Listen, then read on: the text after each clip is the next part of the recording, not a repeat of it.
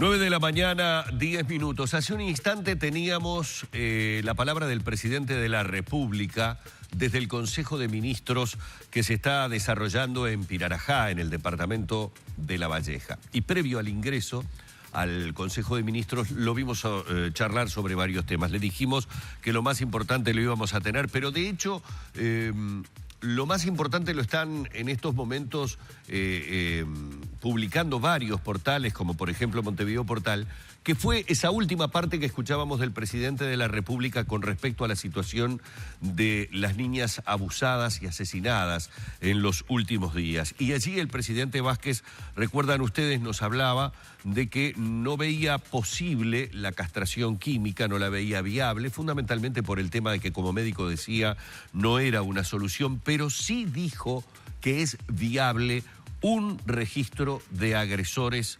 sexuales. Reitero, desestimó la castración química, pero sí la posibilidad de un registro de agresores sexuales. Nosotros, de alguna manera, vamos a seguir con el tema porque tenemos junto a nosotros aquí en la mesa de Arriba Gente a la psicóloga forense y directora del Instituto de Criminología y Psicología Forense del Uruguay, Adriana Savio, con quien vamos a estar hablando de este tema, pero también vamos a tratar de entender, si es que se puede entender, algo de lo que pasa por la cabeza de estos asesinos. Bienvenida, Adriana, un placer realmente tenerte esta mañana aquí. Gracias a ustedes por la invitación. Bueno, lo primero que debería preguntarte como para de alguna manera contextualizar si te ha tocado en estas horas trabajar en alguno de estos casos. Creo que hoy mencionábamos que en menos de 15 días, con la situación que se ha dado ahora de este hombre que asesinó a su expareja, a la hija de ella y que luego se suicidó, estamos hablando de 3 casos de niñas abusadas y asesinadas. Exacto. Y sí, me ha tocado, no puedo, son casos de presumario que están abiertos actualmente, no puedo explicar en detalle, pero sí, y la verdad que la realidad preocupante, muy preocupante. En pocos meses, diríamos en un total de casi 6 meses, hemos tenido cifras que son bastante alarmantes a nivel de lo que tiene que ver con muertes infantiles y de adolescentes, o sea, de menores en términos generales. Sí. Y con respecto al año pasado también pensar un poco en esto de que, bueno, no sé si para hablar de infanticidios, pero está habiendo como una tendencia que es preocupante en ese sentido, ¿no? ¿Verdad? Con esa línea de comportamiento, diríamos, criminal, donde en realidad lo que se está golpeando tremendamente es la población infantil y la adolescente, ¿no? Los casos tienen puntos en común, son diferentes entre sí. Cuando hablo de los casos no estoy específicamente hablando solamente de los últimos días. Estoy hablando en general, las actitudes, el comportamiento que tienen normalmente estos asesinos, estos abusadores sexuales de menores. Tienen puntos en común, pero hay características que a su vez los hacen muy diferentes entre sí. A ver, como para armar, diríamos, el pensamiento y explicar un poco de qué se trata, ¿no? Desde lo psicopatológico. No es lo mismo abusador que la figura del violador. Son figuras diferentes. El abusador funciona en planos privados. Tiene un acceso a la víctima de una manera mucho más fluida porque de hecho la conoce. En el 97% de los casos, aproximadamente a nivel victimológico, tiene un acceso directo y la aceptación, la mayoría de las veces, de parte de la víctima. De hecho, cuando hablamos de situaciones de abuso sexual infantil, estas son las características, en el plano privado y en el plano interno del domicilio. Eso desde el punto de vista victimológico y psicológico forense. Por otra parte, la figura de violador es un sujeto que trabaja más en la sorpresa y de hecho le redunda en más placer perverso el poder sorprender a la víctima y por eso ataca en vías públicas y en lugares donde en realidad no tiene contacto directo con la víctima ni la conoce. Puede conocerlo, tener un contacto, diríamos, superficial entre unas 48 y 72 horas como máximo, previas, pero no necesariamente. La mayoría de las veces siempre son elegidas al azar y desconocidas. Ahí podría encuadrar el caso Brisa, eventualmente. En el caso Brisa es bastante complejo porque encontramos como dos elementos. Por un lado está el elemento claro, diríamos, de las características del violador, ¿no, verdad? El agresor sexual reeditativo, serializado, pero a su vez también tenía aparentemente, por lo que se planteó en caso de tratarse de este sujeto, diríamos, seguimiento de algunos casos más de otras menores también. Diríamos, inclusive hubieron carteleras que se encontraron con seguimientos de otras menores y demás. Lo que quiero decir con esto es que desde lo victimológico, desde lo científico, en realidad lo que siempre se trabaja y se sabe como perfil es que atacan por sorpresa, no tienen un contacto ni un conocimiento directo total sobre la víctima y seguramente puede ser que la sigan previamente entre unas 72 y 48 horas antes. La sorpresa es clave en el violador, porque en realidad es parte de lo que le devuelve la satisfacción perversa. Cuando hablamos de este tipo de estructuras, y ahora voy a la respuesta tuya, para ir como armándonos un poquito entre los tres, cuando hablamos de este tipo de estructuras, lo que tenemos como denominador común es una alteración, un trastorno de personalidad y una psicopatía, claramente. Son sujetos que no son psiquiátricos, o sea, no estamos hablando de una psicosis, ni de una prepsicosis, ni de sujetos delirativos. Estamos hablando de sujetos que saben la diferencia entre el bien y el mal y tienen una, diríamos, falla muy importante a nivel de su aparato psíquico en lo que tiene que ver a los aspectos morales y de comportamiento social. Los griegos ya lo llamaban los dementes morales.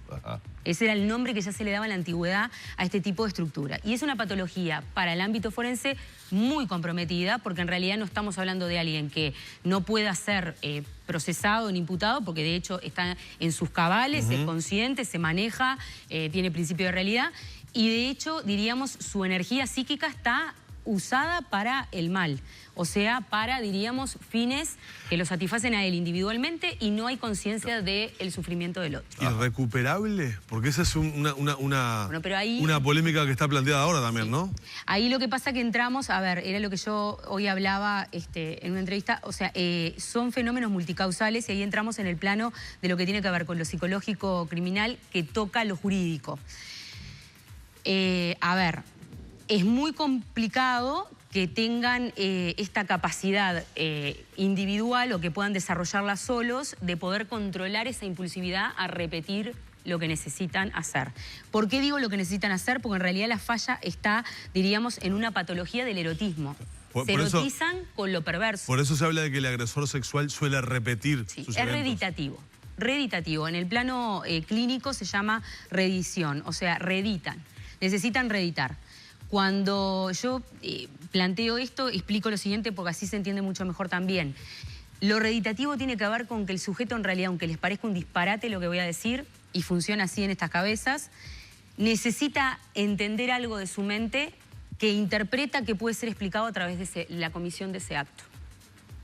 O sea que estamos hablando de un sujeto que lo necesita hacer. Claro. Esto yo es lo que les devuelvo desde lo psicológico clínico. Por supuesto.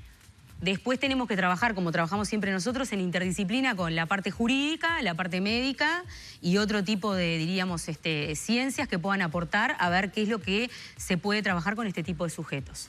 Pero la necesidad y la impulsividad está dirigida por este elemento, por un elemento de una necesidad de satisfacer un placer que es totalmente perverso, que lo necesitan tener de esa manera. Aunque parezca chocante lo que estoy diciendo, es muy fuerte, pero funciona así en esas cabezas y por eso necesitan la reedición, la repetición y la reiteración. ¿Llegan al asesinato como parte de ese placer o producto de la desesperación de darse cuenta de lo que acaban de hacer? Eso tiene que ver, y está muy bien, la pregunta es muy concerniente, o sea... Eso que tú preguntaste específicamente tiene que ver con la gravedad del perfil. O sea, podemos tener perfiles donde en realidad capaz que la víctima es soltada, diríamos, o perfiles donde en realidad necesita pasar a poder cometer y ultimar un homicidio para cerrar, diríamos, la circunstancia. Ahí ya nos metemos en un terreno que tiene que ver más con lo criminalístico y lo criminológico. Hay que ver qué sucedió en esa escena para que él terminara esa escena de la manera terrible en la que lo terminó. O sea, y si eso tiene que ver con su estructura psicopatológica, ¿no? O sea, el nivel de complicación que tiene en este sentido, o tiene que ver con algún elemento circunstancial donde lo pudieron ver, donde necesitaba quizás liberarse de la niña. hay que ver. Porque, a ver, el comportamiento, y reitero, no me estoy ciñendo específicamente a los últimos casos. Estoy siendo más amplio en el comportamiento. Recordemos que en los últimos 5 años hablamos de 108 niñas, niños y adolescentes que han sido asesinados en nuestro país. Entonces, estoy siendo mucho más amplio, porque claramente nos estás diciendo, es una persona que tiene la conciencia de saber lo que está bien y lo que está mal. Claro. Es decir, que sabe perfectamente que lo que está haciendo está mal. Sí. Pero por un instante, aún a conciencia de que lo que está haciendo está mal, asesina y luego tiene la frialdad de tratar de borrar huellas, hacer desaparecer el cuerpo y retornar a una vida normal con ese hecho sobre sus espaldas. Sí, porque en realidad, ¿qué pasa? Y ahí hay que aclarar algo y es muy bueno el señalamiento que haces. Es muy importante aclarar que no implica necesariamente una disociación de la personalidad, eso que tú decís. Porque si yo manejo el concepto de disociación de la personalidad, entonces podría llegar a pensar que o sufre un elemento delirativo y no necesariamente. No. Y eso juega de otra manera en el plano judicial después. Claro. ¿De acuerdo? Entonces, ¿qué significa esto que tú señalas? Es tan delicado que podría llegar a no ser imputable. Una línea sumamente fina. Esto que tú señalás está explicado, por ejemplo, en los planteamientos que hace el papá de este sujeto, ¿no verdad? Donde no podía creer que de un momento al otro estaba hablando con la hermana de este sujeto y de repente estaban rodeados de policías que habían venido a explicarle lo que supuestamente su hijo había ocasionado. Son sujetos que tienen la capacidad, entre comillas, ¿no verdad?, mal planteada, de poder dividir estas dos vidas y estas dos formas de comportamiento. Y de hecho pueden ser el mejor vecino del barrio. Eso te iba a decir, pasan por desapercibido para la comunidad. Totalmente. No, o sea, no tienen algún tipo de manifestación, más allá de la ejecución del acto en sí mismo, detestable. No tienen ningún tipo de manifestación que vos puedas decir, oh, cuidado con fulanito, cuidado con menganito. Porque de hecho, y por eso yo siempre señalo que se trata de una perversión del erotismo, en realidad, de alguna manera, y no de lo orgánico y de lo biológico, que podría por lo menos ser visible, es algo que tiene que ver con el plano de lo privado de estos sujetos. Y tienen la capacidad de poder manejarlo muy bien y guardarlo muy bien para que el entorno no lo vea. De hecho, inclusive este elemento más refractativo, ¿no?, que manejan esta cosa como más de no exponerse y de mostrar todo lo opuesto a lo que realmente pueden tener en su interior, etc. Por otra parte, algo importante. Cuando estamos hablando de este tipo de crímenes sexuales, estamos hablando de crímenes de poder. ¿Por qué aclaro esto? Sí. Porque en realidad tiene que ver con una posición en la que el victimario, en este tipo específico de casos, se pone frente a la víctima, que es de mucho más poder frente a la víctima. Y el poder, el victimario, en estos casos, cuando tiene que ver con lo sexual, lo centra justamente en lo sexual. O sea, interpreta que, diríamos, su estructura sexual es más poderosa y somete a la víctima a través de esto. Esto que voy a decir también es complicado y cuesta entenderlo, pero antropológicamente, a nivel inclusive hasta clínico antropológico, se sabe que es así, y también desde la parte de la psicología criminal también. El violador interpreta en su mentalidad más interna que él de alguna manera está moralizando, entre comillas, a través de su acto violento sexual. Él está instalando, diríamos, su poder frente a la impotencia que siente. Y esto es, diríamos, importante también que se conozca, porque es para poder comprender. Cuando hablo de poder comprender estos perfiles, no hablo de justificarlos, ni hacer una apología, ni pobrecitos, no, por favor, nada más lejano a eso. Pero sí es importante comprenderlo para poder ir manejando mejor cómo captamos este tipo de hechos que son terribles y que socialmente nos golpean muchísimo a todos. Pero no hay manera de detectarlos, es decir, por eso que decías de lo privado, de que en definitiva esa alteración de la personalidad o ese trastorno que sufre lo demuestra o lo expresa en 4 paredes. Sí, o sea, es algo que tiene que ver con su entorno privado. A ver, maneras de detectarlos. Nosotros que trabajamos con lo clínico tenemos el ojo un poco, diríamos, más entrenado en ese sentido. El tema acá es, por ejemplo, a las poblaciones infantiles y juveniles, cómo de alguna manera promover que aprendan de alguna forma a poder, bueno, interpretar esto que yo muchas veces trabajo cuando trabajo con abusos infantiles, ¿no? O sea, que no porque uno sea niño interprete necesariamente, por ejemplo, cuando uno es niño, que todo lo que sale del mundo de los adultos es para el bien mío como niño. Los adultos también se equivocan. Entonces, bueno, hay un tema que tiene que ver con la confianza frente a los adultos. Y hay un tema que tiene que ver con esto de, bueno, que da mucho miedo también desde muchos otros terrenos, de poder darle un cierto, en el buen sentido de la palabra, poder a los niños de decir, bueno, los adultos también se equivocan y no necesariamente cuando el adulto te dice algo, necesariamente tiene que ser para tu beneficio o tiene que ser para tu bien. ¿Sí? O sea, poder empezar a darle otras herramientas al mundo infantil, que de hecho es lo que se está trabajando a nivel del mundo para prevenir este tipo de situaciones, para que el niño de alguna manera tenga conciencia de poder elegir a quién se acerca, a quién no se acerca, ¿no? Sé que, digo, cuando lo voy diciendo, es como que voy escuchando también los planteamientos que van a haber en oposición frente a esto, pero digo, a ver, quizás poder empezar a pensarlo desde ahí. Y algo que tiene que ver también con el elemento género. El tema de los crímenes sexuales, por supuesto que integran necesariamente, diríamos, el pliegue de lo que hace a la violencia de género, tanto contra mujeres como contra varones, porque por supuesto, y de hecho yo por ejemplo recibo casos diariamente, inclusive de abusos en el ámbito privado contra varones también. Claro. Y lo quiero aclarar. Pero me parece que, a ver, primero esto es como, diríamos, son como casos de mucha complejidad. Primero hay que trabajar, diríamos, lo más amplio que tiene que ver con esto de, bueno, trabajar esto que tiene que ver con las características del perfil del agresor sexual, ¿no? ¿Verdad? Después podemos entrar en el elemento género y demás. ¿Por qué señalo esto? Porque estoy totalmente a favor de los aspectos que hacen a tener en cuenta el elemento de género y demás, pero también veo en el ámbito público que genera mucha separación.